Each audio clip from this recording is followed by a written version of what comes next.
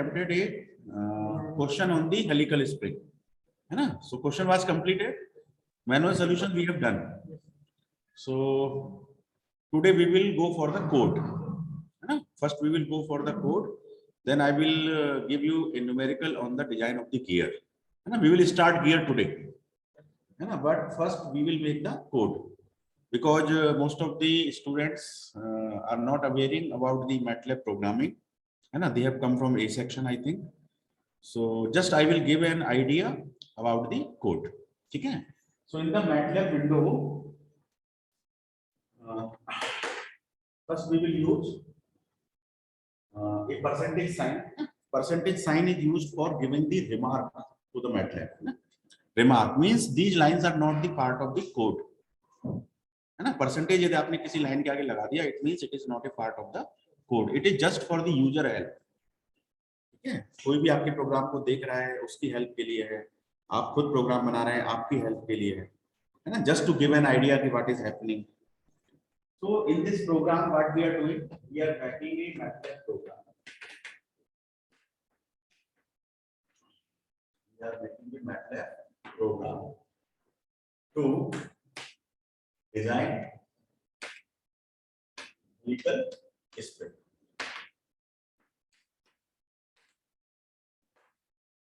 ठीक है, यदि मैं परसेंटेज साइन नहीं लगाऊंगा तो क्या होगा? MATLAB will read MATLAB. So what is MATLAB? वो बोलेगा MATLAB is not defined. ढेर सारी प्रॉब्लम्स शुरू हो जाएंगी, है ना? MATLAB is not defined, फिर बोलेगा programme is not defined, code is not defined. उसको तो हर चीज चाहिए, वेरिएबल के फॉर्म में चाहिए, है ना? So it is just help. ये तो हमारा एक ऑब्जेक्टिव है. So we are using the percentage sign. So this percentage sign is termed as comment. इसको टेक्निकल लैंग्वेज में हम कहते हैं comment. So by using this percentage sign you can give the comments. ठीक है? अच्छा, ये हो गया हमारा. इसके बाद हम लिखते हैं clear all.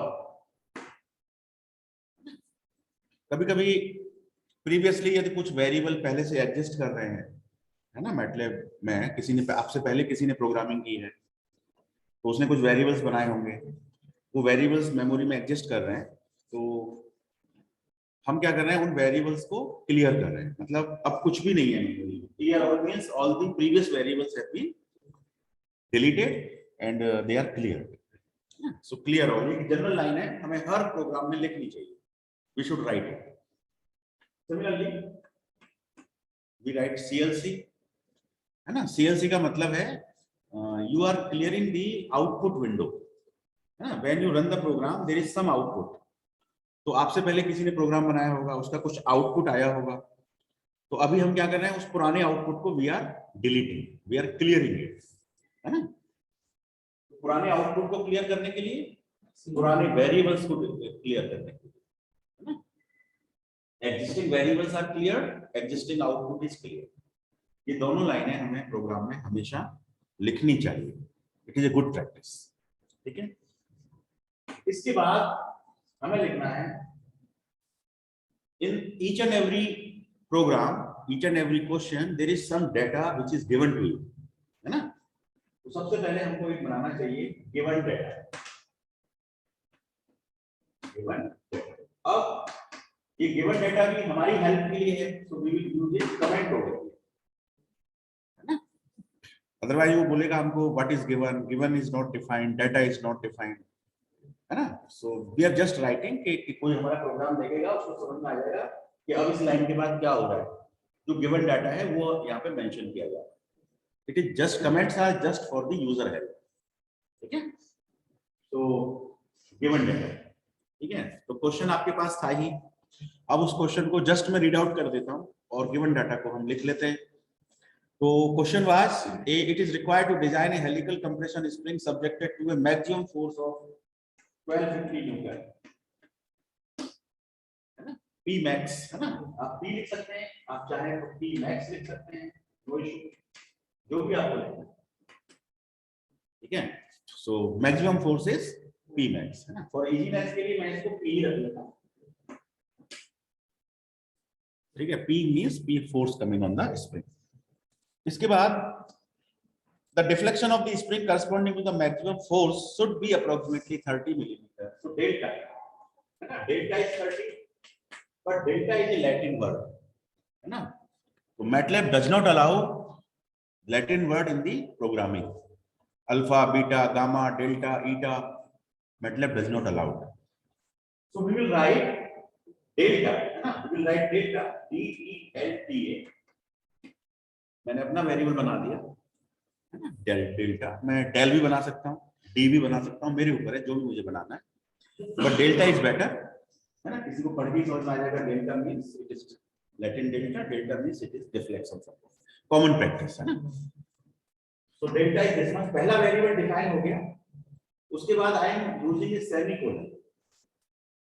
ठीक है, अब इस सेमीकोलन का मतलब है, semicolon is basically suppress operator. Suppress operator. Suppress का मतलब होता है कोई भी आउटपुट स्क्रीन पे आ रहा है तो उस आउटपुट को सप्रेस कर देता है, मतलब स्क्रीन पर आने नहीं देता है.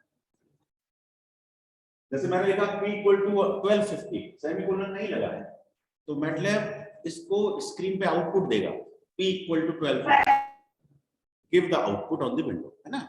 बट जैसे मैंने सेमीकोलन यूज कर दिया, इट मींस p की वैल्यू 1250 हो गई मेमोरी में, बट स्क्रीन पे नहीं दिखाई देगी.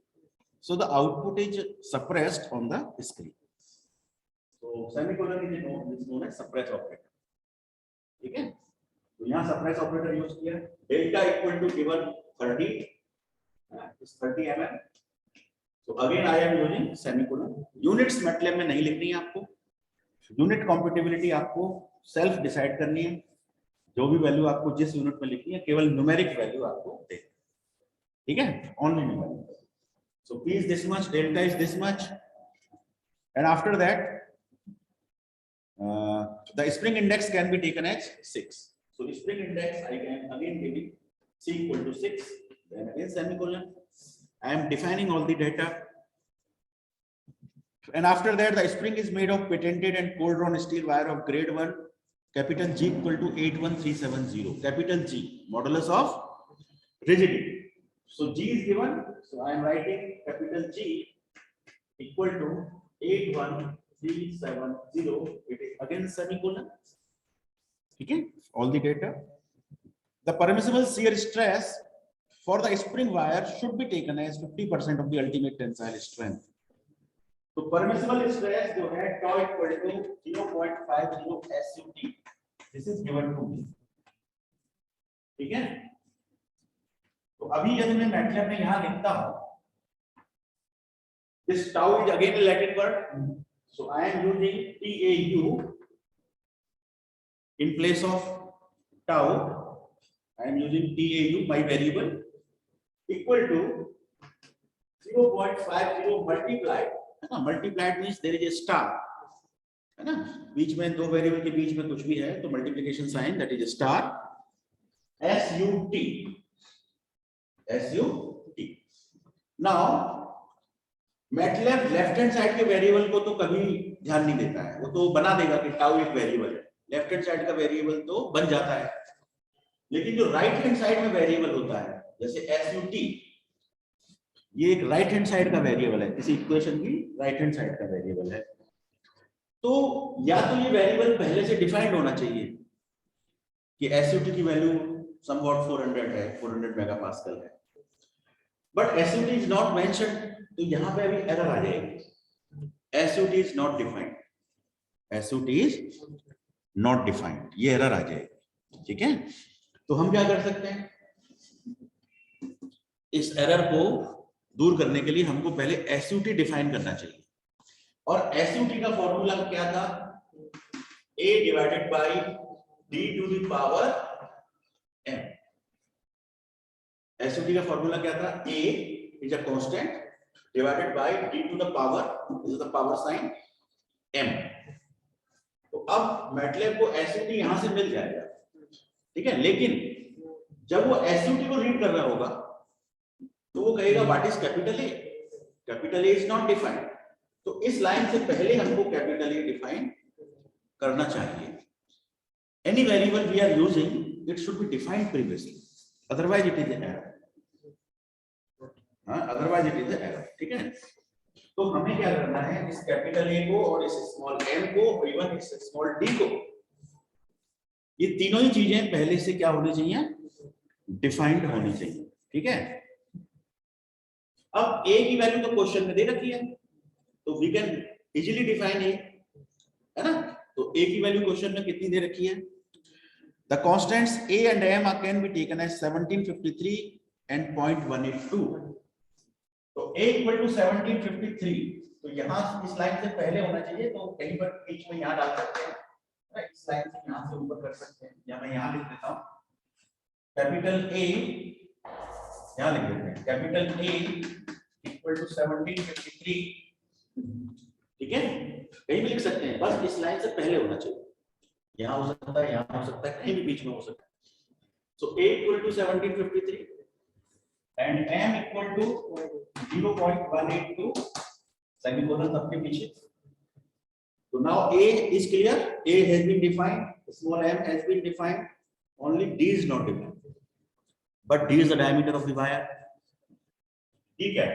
D तो diameter of the wire है and it is a very important parameter, यही तो हमें फाइंड करना है, यही तो अननोन है, यही तो डिजाइन है, यही तो मालूम नहीं है, ये तो लास्ट रिजल्ट है, यही हमारा लास्ट रिजल्ट है, यही तो फाइंड करना है, यही तो इंपॉर्टेंट पैरामीटर है। स्मॉल डी, जिससे हम वायर बना रहे हैं, स्प्रिंग को डिजाइन कर रहे हैं, मींस डी हमको फाइंड करना है।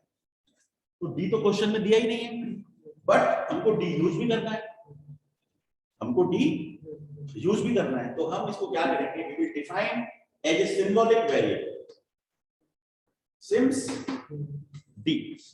एक कमांड होती है सिम्स, तो सिम्स का मतलब होता है symbolic variable. It is a very good facility in the MATLAB, you can define a variable symbolically, है ना। जैसे आप लोग मैथमेटिक्स में क्वेश्चन सॉल्व करते थे, तो आप कुछ अज्यूम कर लेते थे, let the value be x, so we are defining let the value be d, let the diameter of the wire is d, syms d।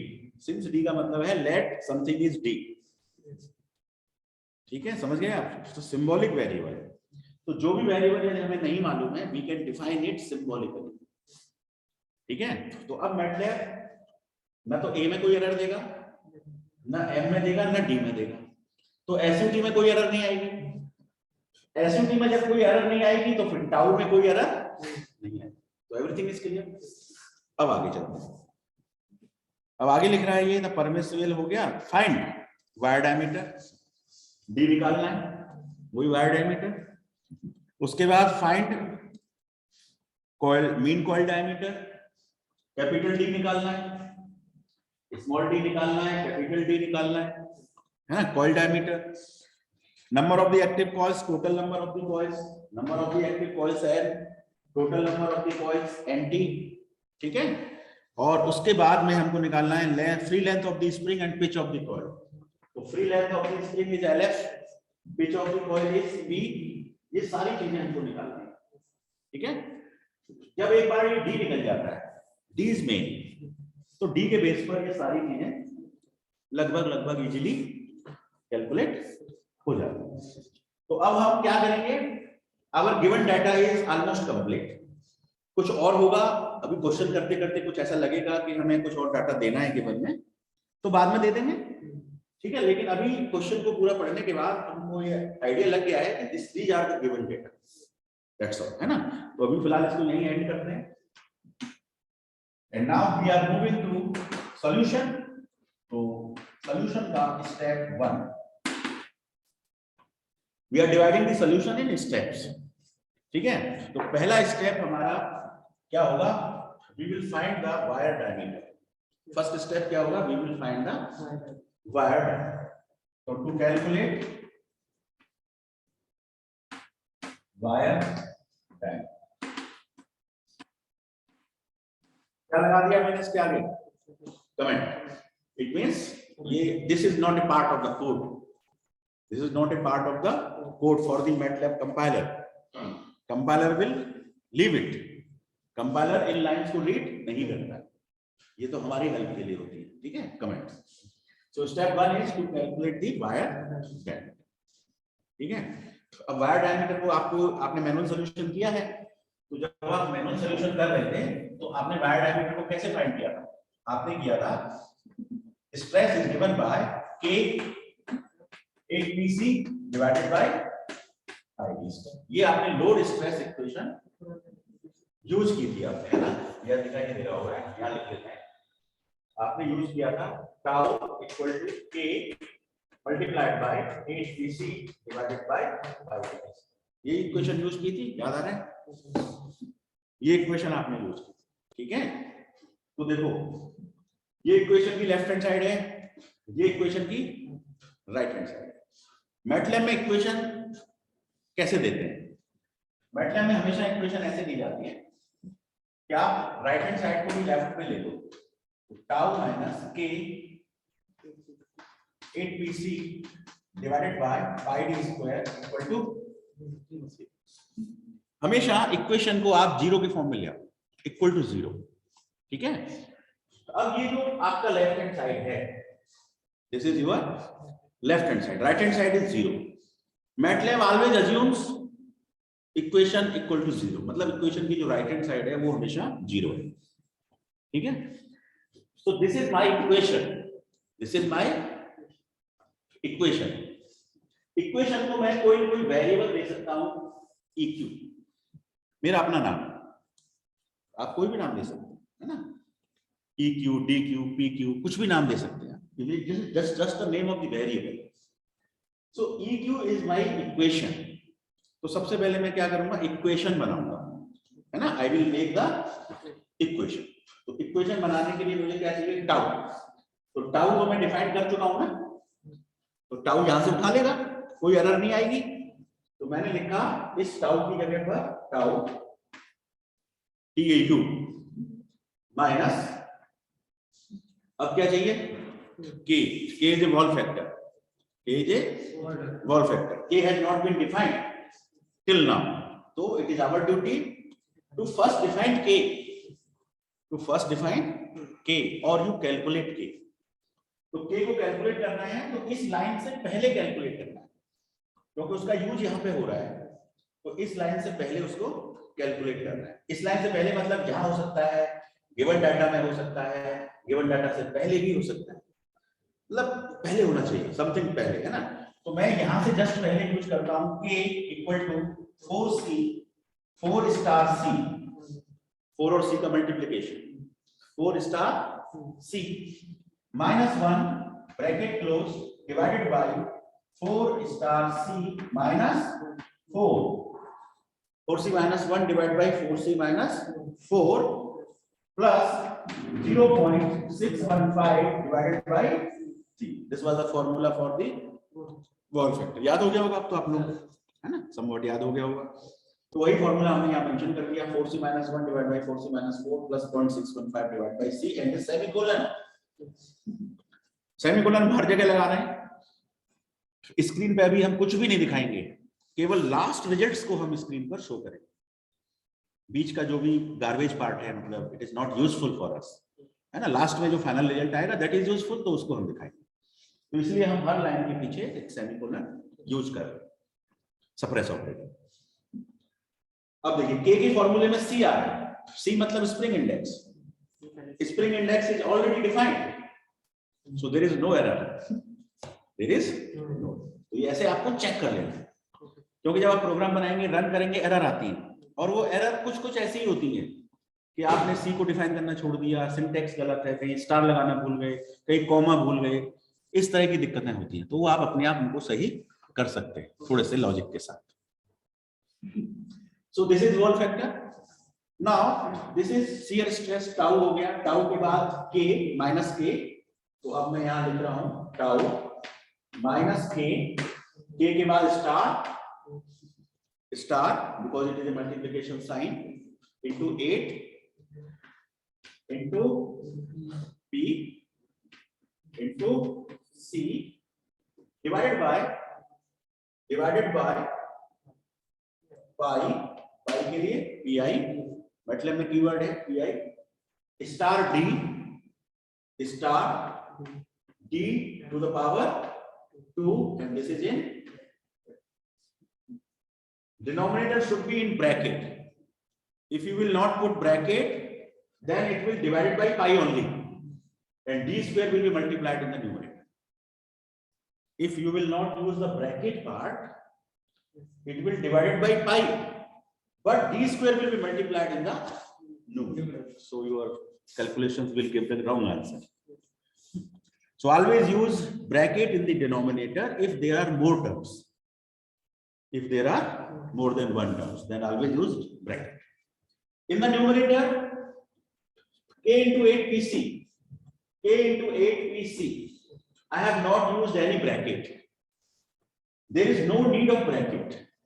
यदि आप ब्रैकेट लगा भी देंगे तो भी आंसर में कोई फर्क नहीं पड़ेगा. तो न्यूमरेटर में कितने भी टर्म्स हैं आप बिना ब्रैकेट के मल्टीप्लाई कर सकते हैं. This into this into this into this divide by this into this, तो फिर वहां ब्रैकेट. ठीक है, डिनोमिनेटर में ब्रैकेट जरूरी है. तो ये हमारा पूरा फॉर्मूला बन गया. This is my left hand side. तो इसको मैंने एक नाम दे दिया equation EQ. This is my equation that has to be solved. That has to be solved by the MATLAB, and that solution will give me the diameter D. इसको यदि solve करेंगे तो क्या मिलेगा? I can find the diameter D. ठीक है, तो मैंने अभी MATLAB को ये बताया है कि this is my equation. This is my equation. अब मैं इस इक्वेशन को क्या कराऊंगा? सॉल्व. MATLAB से क्या कराऊंगा? सॉल्व. तो सॉल्व कमांड यूज करूंगा. तो दिख रहा है, मतलब दिख रहा है तो ऊपर लिख देते हैं, थोड़ा सा यहाँ लिख देते हैं, इसको मिटा देते हैं. एक बार स्क्रीनशॉट ले लो, तो किसी को पिक लेना है तो मैं ऊपर का पार्ट रख करूंगा.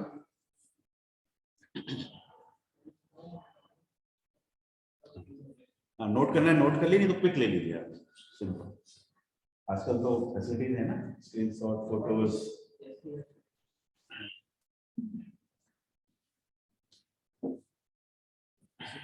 So now I am writing at the top.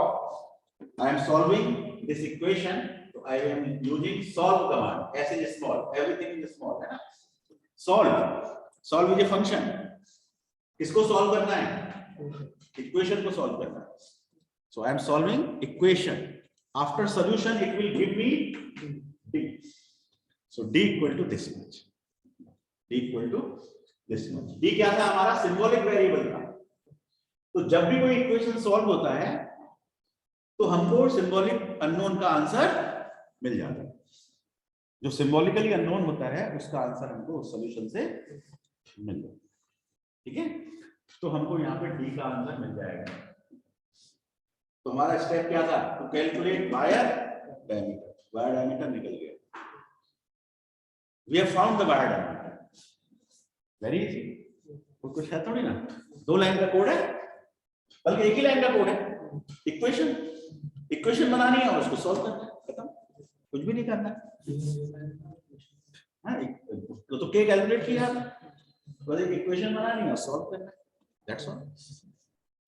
चलिए, अब ये जो डी निकला, ये डी कैसा था? सिंबॉलिक वेरिएबल है ना. तो सिंबॉलिक वेरिएबल को आप क्या करें? डबल में चेंज करें. अच्छा देखो, यहाँ डी स्क्वायर क्या है? D square. तो it is a quadratic equation. It is a quadratic equation. The solution of quadratic equation will give you 2 answers for D. It will give you 2 answers for D. तो diameter के 2 answer आएंगे. यहाँ पे 2 answer है इसके अंदर. Now D contains 2 values. D contains 2 values. Out of those 2 values, one may be real, one may be imaginary, और one may be negative.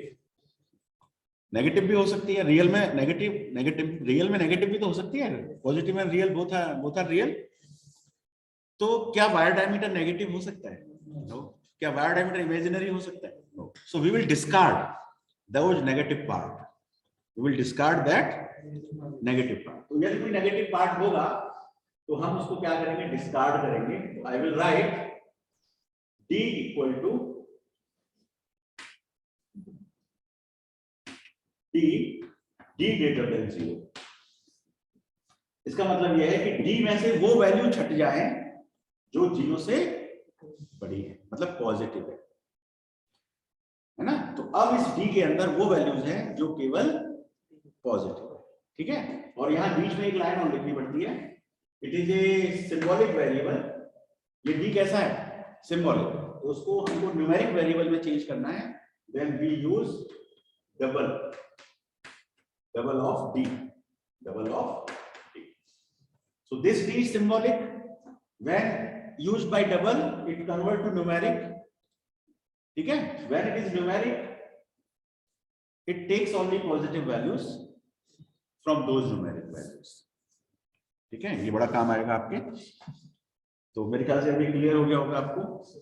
पहले से मैं इक्वेशन बनाया, इक्वेशन को सॉल्व किया, सॉल्व करने से सिंबॉलिक वैल्यू मिली, सिंबॉलिक वैल्यू को न्यूमेरिक वैल्यू में बदला, न्यूमेरिक वैल्यू में से पॉजिटिव वैल्यूज फिल्टर कर ली, न्यूमेरिक वैल्यूज में से पॉजिटिव वैल्यूज क्या कर ली हमने, filter. That's all. So I think this part is complete to calculate wire diameter. अब हमें क्या निकालना है, कॉइल डायमीटर, है ना। तो सेकंड स्टेप बना सकते हो। Now I am making second step, यहां बना देता हूं। Step 2 to calculate other values, other unknown parameters, other unknown parameters. देखो डायमीटर मेन है, उसके बाद अदर पैरामीटर्स, है ना, निकल ही जाते हैं धीरे धीरे। तो अब देखो अदर पैरामीटर्स में क्या क्या निकलेगा। सबसे पहले कॉइल डायमीटर डी, क्या फॉर्मूला होता है, सी स्टार डी। सी तो पता ही है, पहले से डिफाइंड है, डी ऑलरेडी डिफाइंड हो गया, multiply it, you will get the answer. So D is available. Semicolon लगा दिया, स्क्रीन पे भी नहीं आएगा, लास्ट में प्रिंट आउट कर लेंगे, ठीक है। जब रिजल्ट करेंगे तब दिखाएंगे सब। तो कैपिटल डी होगा। इसके बाद क्या निकालना है, number of the active coils. तो एक्टिव कॉइल्स निकालने के लिए कौन सा फॉर्मूला यूज किया था,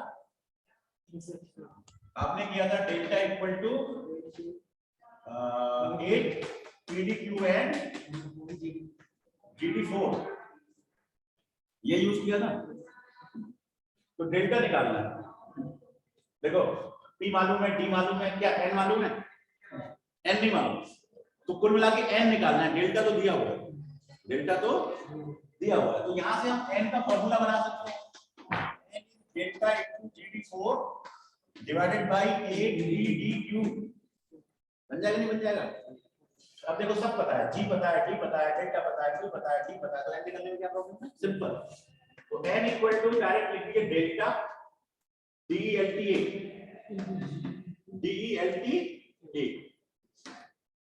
डेल्टा हमने डेल्टा से डिफाइन किया था, याद हो तो delta star G star D to the power 4 divided bye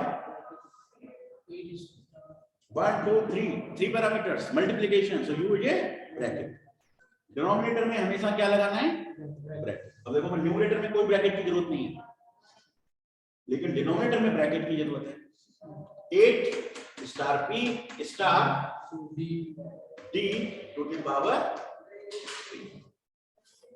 n आ जाएगा। तो n निकल गया, कोई प्रॉब्लम ही नहीं है। अब n के बाद क्या आ रहा है, टोटल नंबर ऑफ कॉइल्स। तो total number of coils can be found simple, nt equal to n plus 2, semicolon सबके पीछे लगा दो, है ना, हर लाइन पे nt भी आ जाएगा, जो n होगा। अच्छा n हमारा पॉइंट में आएगा, d भी हमारा पॉइंट में आएगा, आएगा नहीं आएगा। तो मान लो d का आंसर 6.17 आया, तो इट इज योर ड्यूटी कि आप इसे वो क्या कर रहे हैं, राउंड ऑफ कर दें। तो राउंड ऑफ करने के लिए एक लाइन यहां बढ़ा दीजिए, d equal to ceil d, equal to ceil. Ceil ये फंक्शन, सील मींस छत। तो 6.17 की छत क्या है, 7, और 6.17 का फ्लोर क्या है, 6। तो दो फंक्शन है, एक फ्लोर फंक्शन है, एक सील फंक्शन। फ्लोर से लोअर वैल्यू आ जाएगी, सील से अपर वैल्यू आ जाएगी। तो हमको यहाँ सील की जरूरत है, कहीं कहीं हमको फ्लोर की जरूरत पड़ सकती है ना। तो it is seal D. Similarly यहाँ पे जो n आया है ये भी पॉइंट में आया है, तो यहां पर भी आपको यूज करना चाहिए n equal to ceil n, n equal to ceil n का सील हो जाए, number of coils round off हो जाए, ठीक है। तो ceil function is very useful. Now it is rounded off at 2, you will get the total number of coils, ठीक है। टोटल कॉइल्स आ गया। अब क्या पूछ रहा है, free length LF। Now you have to find free length. Free length का formula बताओ, बहुत आसान है, LF equal to LF, suffix में तो लेता नहीं है मतलब, LF सामने ही लेगा, तो LF equal to solid length. Solid length क्या होती है, LS का formula NT into D, NT star D, this is my solid length. Bracket की जरूरत नहीं है, लगा भी जाए तो कोई नुकसान नहीं है। Solid length plus NT minus 1 into gap, gap को ले लेते हैं GAP, एक वेरिएबल स्टार गैप, स्टार लगाना पड़ेगा, स्टार गैप। अब ये गैप हमने डिफाइन नहीं किया, एरर आएगी, तो इस गैप को यहां डिफाइन करो, या तो गिवन डाटा में डिफाइन करो, कहीं भी कर दो। तो गैप इक्वल टू हमने कितना माना था, 1 मिलीमीटर, तो ये गैप इक्वल टू 1 हो जाएगा, प्लस अगले कॉलम क्या था, डेल्टा। डेल्टा कौन सा, डेल्टा पुराना, डेल्टा न्यू, डेल्टा न्यू। तो यहां लिखिए DELTA delta new, NEW delta nu. अब डेल्टा न्यू डिफाइंड है क्या, इट इज नॉट डिफाइंड, तो इसको यहां डिफाइन करिए, DELTA delta new equal to 8 star P star D to the power 3 divided by bracket G star D to the power PD cube n, n भी आएगा बिल्कुल, तो star n whole divided by GD4। अब ठीक है, तो delta nu भी मिल गया। अब देखो डेल्टा न्यू मिल गया, गैप मिल गया, NT पहले से पता है, D मालूम नहीं है, NT मालूम नहीं है, बस LF आ गया, है ना, कोई दिक्कत। तो हमारा ये फ्री लेंथ भी निकल गया। अब लास्ट पैरामीटर है पिच ऑफ द कॉइल, तो pitch is given by free length divide by NT minus 1, तो free length LF divided by NT minus 1, pitch भी आ गया। तो अदर पैरामीटर्स आ गए, क्वेश्चन सॉल्व, रन कर दिया प्रोग्राम, स्क्रीन पे क्या आएगा, कुछ नहीं आएगा, because everything is suppressed. Screen पे कुछ नहीं दिखाई देगा, प्रोग्राम रन हो गया, कैलकुलेशन हो गई, आंसर आ गए, सब कुछ हो गया, मेमोरी में है everything, but on screen nothing is available. Now अब एक सेक्शन बनाएंगे, प्रिंटिंग द रिजल्ट्स, आउटपुट, है ना। तो लास्ट स्टेप हमारा होगा प्रिंटिंग द रिजल्ट्स। चलिए इसको जल्दी से नोट कर लीजिए, फोटो ले लीजिए। I will again rub it, I need only 2 minutes more, है ना, फिर हम इस क्लास को एंड कर लेंगे। नेक्स्ट क्लास से हम लोग गियर स्टार्ट करेंगे, ठीक है, गियर का एक्सपेरिमेंट करेंगे, design of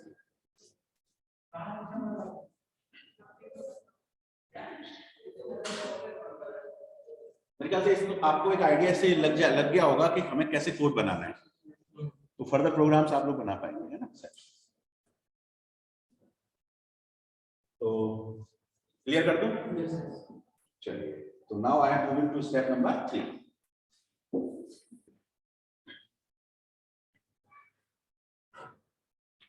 Step 3, printing the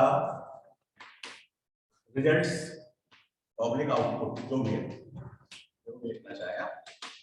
तो प्रिंटिंग के लिए होता है f print f, कमांड होती है f print f, ठीक है, f print f।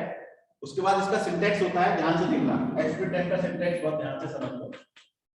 f print f का सिंटैक्स होता है bracket, bracket 1 comma comma comma, और यहाँ पे वेरिएबल का नाम, कॉमा कॉमा, एक स्मॉल कॉमा, वेरिएबल का नाम, और ये वेरिएबल कहां पे प्रिंट होगा, जहां कहीं आपने परसेंटेज डी यूज किया होगा। f print f में क्या करते हैं, कॉमा से शुरू होता है, कॉमा से शुरू कर दिया, है ना। अब मुझे सबसे पहले वायर डायमीटर स्मॉल डी बताना है, तो मैं क्या लिखूंगा, the wire diameter found to be percentage D. 7 millimetre आया था ना आंसर, तो यहां 7 प्रिंट हो जाएगा, है ना। Found to be percentage D, ठीक है। यूनिट क्या है, mm, कॉमा बंद, फिर छोटा कॉमा, और उसके बाद वेरिएबल का नाम क्या है, डी। वेरिएबल का नाम क्या है, डी। तो अब स्क्रीन पे क्या दिखाई देगा, the wire diameter found to be 7 mm, wire diameter found to be 7। ये अच्छी लाइन है, this is the result, this is the result. अब अगला लिखेंगे हम f प्रिंट है the coil diameter found to be percentage d mm, comma 1, फिर एक और कॉमा, और वेरिएबल का नाम कैपिटल T। वेरिएबल का नाम, ये सिंटैक्स समझ में आ गया होगा।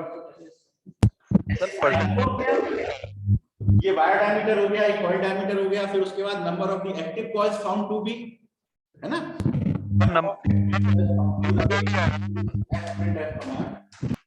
द, है ना, क्या निकाला हमने, नंबर ऑफ एक्टिव कॉइल्स। तो यहां लिख देंगे पूरा, the number of active coils equal to कितनी, परसेंटेज डी, है ना, परसेंटेज डी कॉमा 1, छोटा कॉमा, वेरिएबल का नाम